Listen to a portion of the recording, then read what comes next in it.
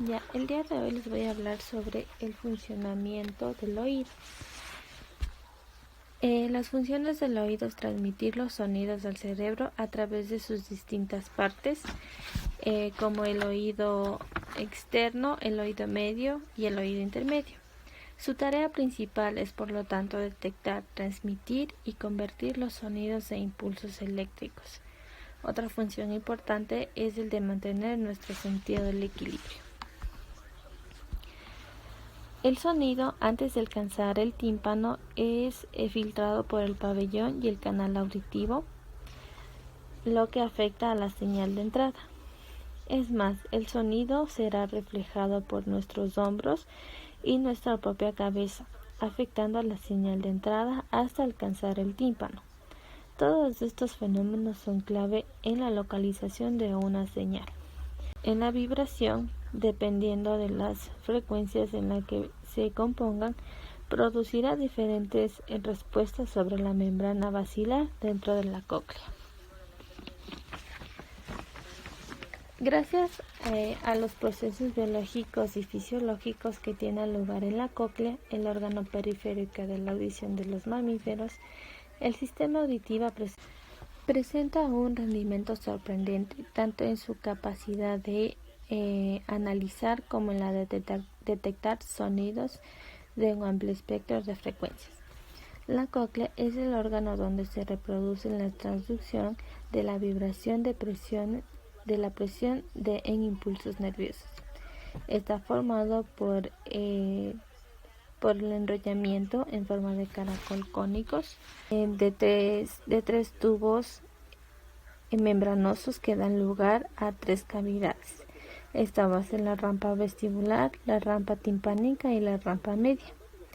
Está rodeada por una cavidad oval formada de la cápsula óptica.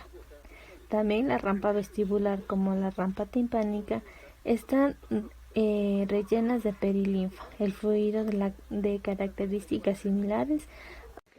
El día de hoy vamos a hacer un experimento para demostrar la capacidad de nuestro oído. Para esto, nuestra ayudante le he vendado los ojos y he colocado distintas cosas para que ella pueda ir clasificando. Esto consiste en que tiene que agitar el vaso y escuchar y saber qué elemento es. Aquí tiene el primer vaso, puede agitarlo. Okay. Y la va a colocar en un costado porque tiene que clasificar. Tenga este otro.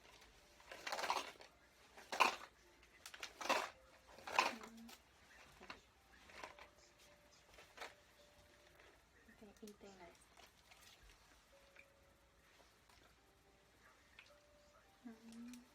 Correcto. Ahora que ya escuchó, va a tener que clasificarlo con su pareja. Mira.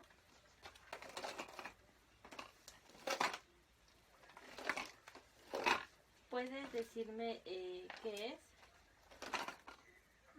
Son piedras. Correcto.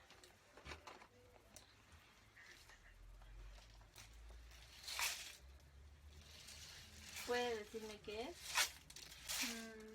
Arroz. Muy bien. Y el último. Es un líquido. Agua. Sí.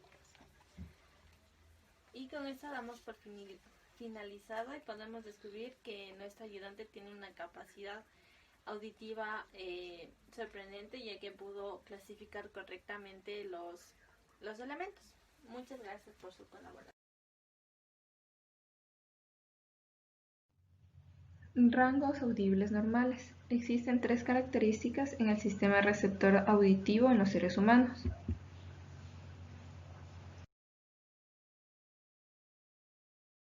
Primera característica va a ser el rango audible de frecuencia.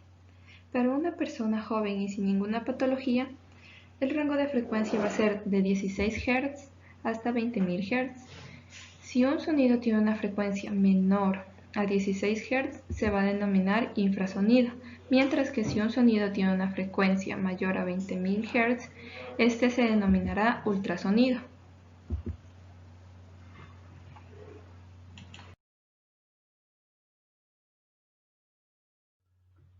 La segunda característica va a ser el umbral de intensidad auditivo. Este dependerá de la frecuencia del estímulo acústico, que quiere decir que existe un rango de intensidades detectables para el oído humano, que este va a ser desde los 0 decibeles hasta los 120 decibeles.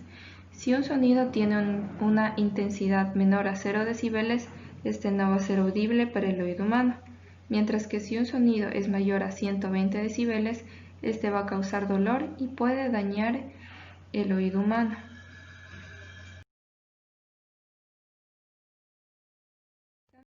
Va a ser la relación entre estímulo y percepción. Viene definida por la ley de Werner-Fechner. Esta nos dice que cuando los estímulos o intensidad crecen en progresión geométrica, las sensaciones o sonoridad crecen en progresión aritmética, es decir, que la magnitud de una sensación sonora crece con el logaritmo del estímulo. De la membrana oval lo hacen a frecuencias más bajas. Este proceso es súper complejo, ya que la amplitud de la vibración de la membrana basilar no crece de manera lineal con la intensidad. Bien, las ondas de presión. Estas ondas alcanzan el tímpano a través de la cóclea mediante la vibración que se produce en los huesillos del oído. Esto crea una diferente presión entre la rampa timpánica y las otras rampas, desplazando la membrana basilar en dirección transversal. La vibración de la membrana basilar produce movimiento en la membrana tectoria, que se mueve libremente dentro del fluido endolinfático. Por aquí podemos ver cómo entran las ondas, llegan al tímpano, se produce una vibración. Aquí encontramos a los huesillos, que son el martillo y el yunque, y aquí está la cóclea. En los estereocilios, la inclinación de estos produce una apertura de canales iónicos que están localizados en sus extremos. Y con la ayuda del potencial endolinfático, la modulación de las conductas de las células ciliadas produce una corriente de transducción y potenciales receptores en las células ciliadas. O sea, cuando se mueven estos cilios. Esto conlleva a la generalización de la despolarización de las células ciliares y también por lo que la acción de las fibras aferentes del nervio auditivo transportan la información acústica procesada por la cóclea y la lleva hacia el cerebro. Para que se me pueda entender un poco mejor, aquí tenemos un video. Bien, para que me entiendan de una forma didáctica, aquí podemos ver al oído, el canal auditivo externo, tenemos el tímpano, atrás de esto los rojitos son los huesillos, que son el martillo y el yunque. Este de acá atrás es la cóclea caracol y por acá debajo tenemos la trompa de Eustaquio. Bien, como se dijo, las ondas entran por aquí, llegan hasta el tímpano, en el cual se producen vibraciones. Estas vibraciones son captadas por los huesillos, que son el martillo y el yunque. La información pasa hasta la cóclea o caracol, en donde se encuentran las células ciliares o los cilios, y de aquí salen los nervios, que es el nervio vestibular y el nervio auditivo. Este de aquí es el nervio auditivo, en donde se transmite la información, en la cual pasa y llega hasta el cerebro, específicamente hasta la zona occipital de este, en donde se transforma la información y se procesa.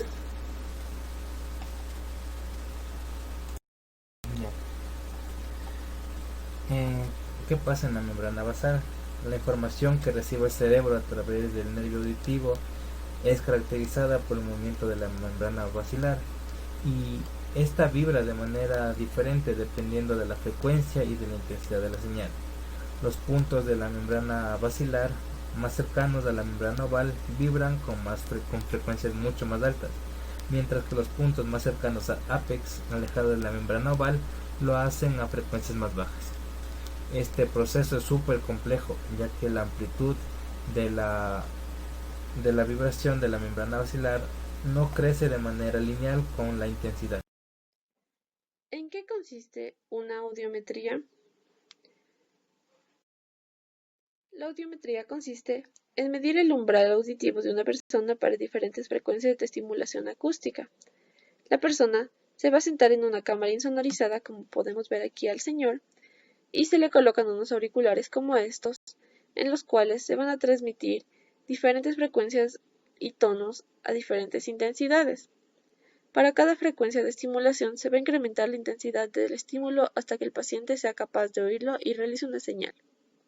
El proceso se repite para una serie de frecuencias de estimulación determinadas, y los resultados se van a representar gráficamente en una curva denominada audiograma. Como por ejemplo, este es un audiograma normal, de un oído izquierdo y el oído derecho. Esto quiere decir que el paciente escuchó todos los tonos, pero también puede haber una curva que baje que signifique que el paciente no escuchó algún tono, por lo tanto tiene un problema. El aspecto del audiograma varía entre personas, con la edad y la función patológica presente en el paciente. Se observa un mínimo en torno a los 1000 y 1200 Hz. Esto significa que estas frecuencias son las que mejor oímos, y por esta razón los bebés lloran a 1000 Hz para asegurarse de que alguien que esté cerca los escuche. Las ondas luminosas y los principios de óptica geométrica. La luz es una onda electromagnética, cuya trayectoria de propagación puede describirse mediante rayos, y la óptica geométrica es la rama de la física que estudia los fenómenos ópticos utilizando rayos. La óptica geométrica va a cumplir varios principios, pero es importante conocer las siguientes definiciones, que es la luz monocromática y la luz policromática.